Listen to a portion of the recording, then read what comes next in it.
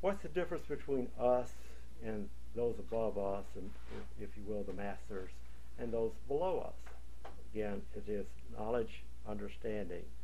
It's the mental nature changing over time. So we are looked up to by those below us. We look up to those masters that have gone on before us and gone through the processes we have gone through now. And now they're here to help us point out the way. They're sacrificing to try to get us to see the light.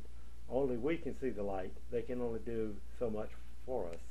But we have to actually implement their guidance on our own.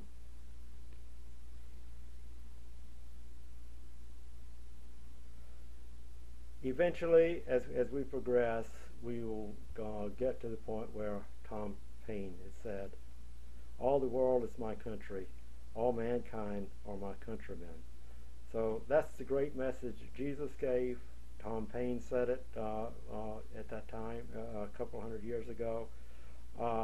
So every teacher worthy of their name presented that message. So this can't happen. I mean, the student can't think of any way it can happen without the idea of reincarnation. Buddha taught reincarnation. He said karma overtakes you tomorrow or after many days. Pain and pleasure finish. Happiness and sorrow disappear because all things become for us avenues of growth and experience. And we learn through joy and we learn through sorrow. And we grow continuously unto the stature of perfection. Then we have come to the place where reincarnation ceases. So there is an end to all this, according to what the Buddha has told us there. But we continue on even after reincarnation ceases. It's an endless process, very joyful process, according to the teachings. So we recognize, to recognize our own immortality and stand firm on this sacred and holy ground of knowledge, not on belief, but on profound knowledge and realization is the process that we're going through here.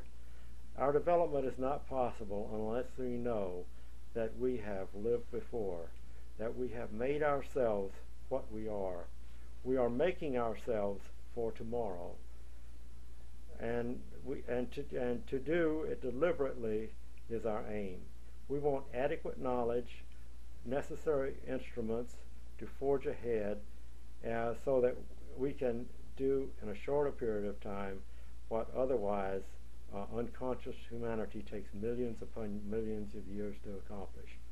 So that's the whole bottom line of all of these studies, what they're for, to try to awaken us even further, all that knowledge that we have within us and we don't even know we have it, like that when we wake up from the sleep and we don't know what we did when we were asleep. I'm going to show a video, a few minutes, to illustrate some practical things, of actual cases of reincarnation. And there's been scientific studies in the last 20 or so years. A guy at Dr. Jan Stevenson spent much of his life. He was a head of psychology at Virginia Medical Institute, University of Virginia, head of psychiatry.